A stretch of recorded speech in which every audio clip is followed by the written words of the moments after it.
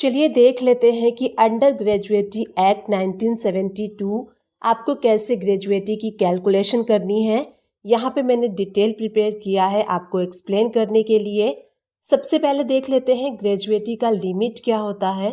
तो इसका लिमिट है 20 लाख रुपीज़ तक आप ग्रेजुएटी ले सकते हैं, ये इसका लिमिट है।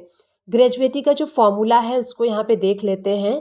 15 multiply last on basic salary multiply करना है year of service in a company divided 26। अब यहाँ पे 15 से क्या मतलब है, पूरे ईयर में आपको 15 डेज की ग्रेजुएटी पे की जाती है। तो इसीलिए फॉर्मूला कुछ इस टाइप से बना हुआ है। 15 multiply last draw basic salary. अब यहाँ पे लास्ट ड्रॉ बेसिक सैलरी क्या है। सपोज कीजिए आप किसी कंपनी में 2010 में वर्क करते थे, तब आपकी सैलरी 10,000 थी।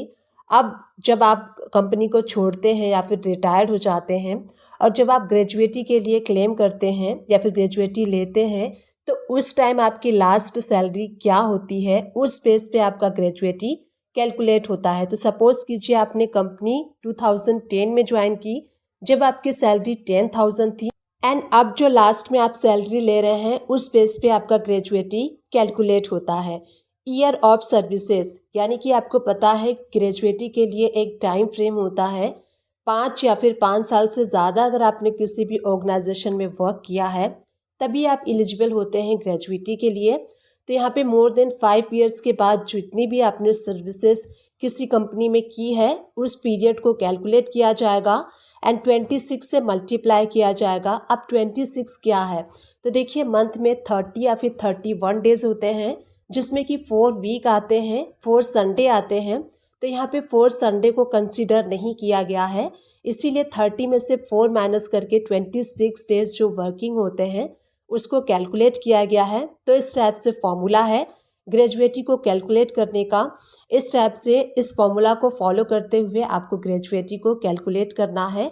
अब यहाँ देखिए नीचे सर्विस ईयर कैलकुलेशन, आपको जो सर्विस ईयर है वो कैसे कैलकुलेशन करनी है कि कितना साल आपने कंपनी में वर्क किया है, कैसे आप ये जानेंगे एंड कैसे आप इसको कैलकुलेट करेंगे। तो यहाँ पे ये भी कंक्लूजन में क्लियर कर देती हूँ कि कैसे आपको सर्विस ईयर कैलकुलेट करना है।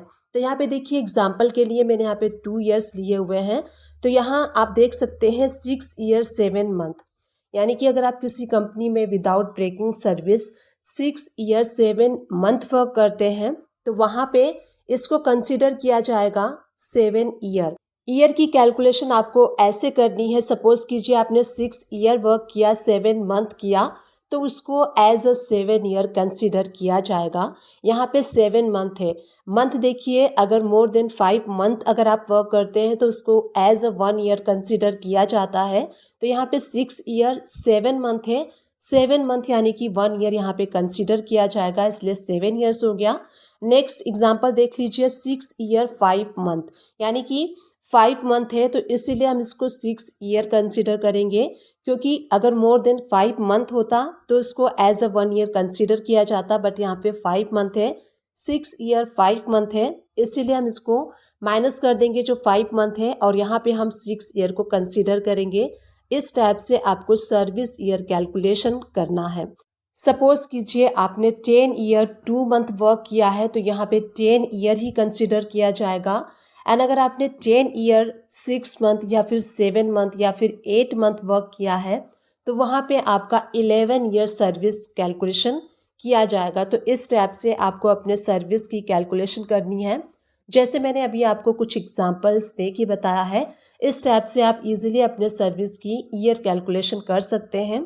अब उसके बाद जो नेक्स्ट है वो देख लेते हैं लास्ट ड्रॉ सैलरी। तो लास्ट ड्रॉ सैलरी मैंने आपको यहाँ पे बताया, इसमें क्या क्या इंक्लूड किया जाता है, basic plus DA, only basic salary and जो डियरनेस अलाउंसेस आपको मिलते हैं वही आपको as a last drawn basic salary माना जाएगा। सैलरी में आपको एचआरए, कन्वेंस, अदर अलाउंसेस भी मिलते हैं, इन सारे को आपको ऐड नहीं करना है।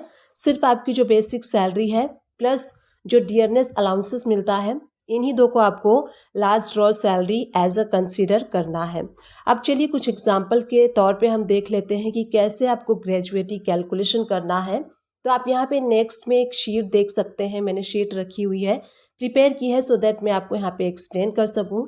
अब यहाँ देखिए आपको सैलरी शीट शो हो रही है जिसमें कि आपको कॉलम शो हो रहा है, एम्प्लॉयज़ के नेम आपको शो होंगे, जो बेसिक इनकी सैलरी है वो, डियरनेस अलाउंसेस इनको जो मिलते हैं वो, एंड यहाँ पे उसके नेक्स्ट में आपको टोटल शो होगा। उसके बाद देखिए जो सर्विस ईयर है वो शो होगी, एंड ग्रेजुएटी कैलकुलेशन मैंने यहाँ पे किया है। ये आपको एक कंप्लीट शीट मैंने यहाँ पे प्रेजेंट की है। अब यहाँ पे स्टेप बाय स्टेप हम डिस्कस करेंगे 1 to 1 पॉइंट को।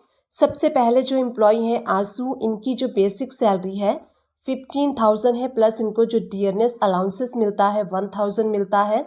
तो दोनों को प्लस करने के बाद 15 एंड 1 को प्लस करने के बाद इनकी जो टोटल बेसिक सैलरी हुई 16,000 हुई। यहाँ शीट में मैंने फॉर्मूला भी लगाया हुआ है, आप फॉर्मूला देख सकते हैं, बेसिक प्लस डीए।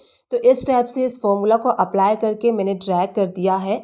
आदि की जो बेसिक सैलरी है 20,000 है, एंड डियरनेस अलाउंसेस जो है वो 1,000 है, तो इसकी मिला के 22 हो गई। इसी टाइप से आप शिव की देख सकते हैं, 25,000 सैलरी है एंड 1,500 डियरनेस अलाउंसेस है, 26,500 इनकी टोटल सैलरी हो गई, जिस पे हम ग्रेजुएटी कैलकुलेट करेंगे।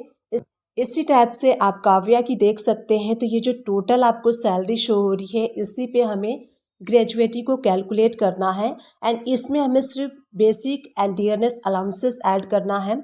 जो एचआरए होता है, कन्वेंस होते हैं एंड अदर अलाउंसेस होते हैं वो हम इसमें ऐड नहीं करेंगे। तो यहाँ देखिए आंसू की जो सर्विस ईयर है 6 ईयर है, आदि की 7 ईयर है, शिव की 8 ईयर है एंड काव्या की 10 ईयर है सर्विस। तो इसके अकॉर्डिंग हमारे पास बेसिक सैलरी भी है एंड ईयर सर्विस भी है। अब हमें क्या करना है, सिंपली इसके ऊपर फॉर्मूला अप्लाई करके, जो यहाँ पे फॉर्मूला मैंने मेंशन किया हुआ है उसको हम अप्लाई करेंगे एंड सिंपली हमें ग्रेजुएटी यहाँ पे कैलकुलेट कर लेनी है। तो यहाँ देखिए हमें क्या करना है, टोटल जो हमने सैलरी निकाली है, अब यहाँ पे मैं फॉर्मूला कैसे लगाना है वो आपको यहाँ पे बता रही हूँ। तो चलिए यहाँ पे हम जो ग्रेजुएटी कैलकुलेशन वाला कॉलम है उस पर मैं आपको शो करती हूँ कि मैंने कैसे फॉर्मूला अप्लाई किया हुआ है। तो यहीं पे कर्सर ले जाके मैं F2 प्रेस कर देती हूँ सो दैट मैं आपको फॉर्मूला शो कर सकूँ। तो यहाँ आप फॉर्मूला देख सकते हैं, यहाँ पे जो फॉर्मूला मैंने यहाँ मेंशन किया है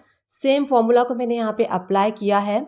15 को मैंने मल्टीप्लाई किया है, देखिए यहाँ पे आपको शो हो रहा है 15।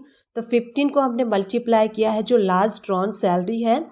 तो यहाँ पे जो आशु है इनकी लास्ट ड्रॉन सैलरी है बेसिक प्लस डीए को मिला के 16,000।